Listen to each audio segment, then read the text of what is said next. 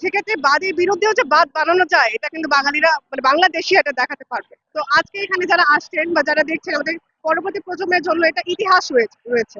সবচেয়ে বড় পার্থক্য আজকের দিনটা।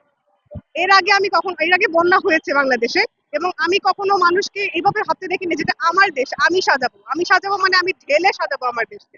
দেখা যাচ্ছে যে এখন যেটা হচ্ছে আপনারা দেখতে পাচ্ছেন, যা যা আছে তাই নিয়ে কিন্তু মানুষ হচ্ছে মানুষকে সেবা করতে যাচ্ছে, কারণ আমরা মনে থেকে এটা বিশ্বাস করে নিচ্ছি যে শেখ হাসিনা চলে যাওয়ার পর অবশ্যই আমরা স্বাধীন বাংলাদেশকে ফিরে পেয়েছি, আমার দেশ আমি নিজের হাতে সাজাবো।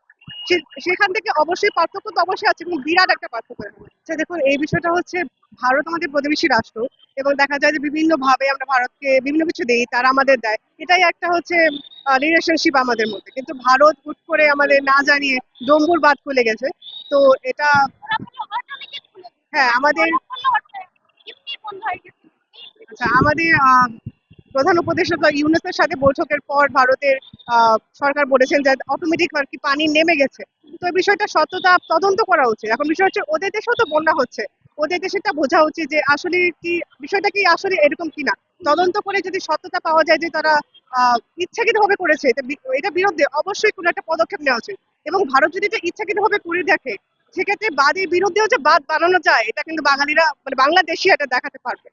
তো ইনশাল্লাহ একটা ভালো সিচুয়েশন ক্রিয়েট হবে। আমরা এটা আমাদের প্রধান উপদেষ্টা, আমাদের নোবেল লরিয়েট ডক্টর ইউনূসের কাছ থেকে আমরা এটা আশা করি।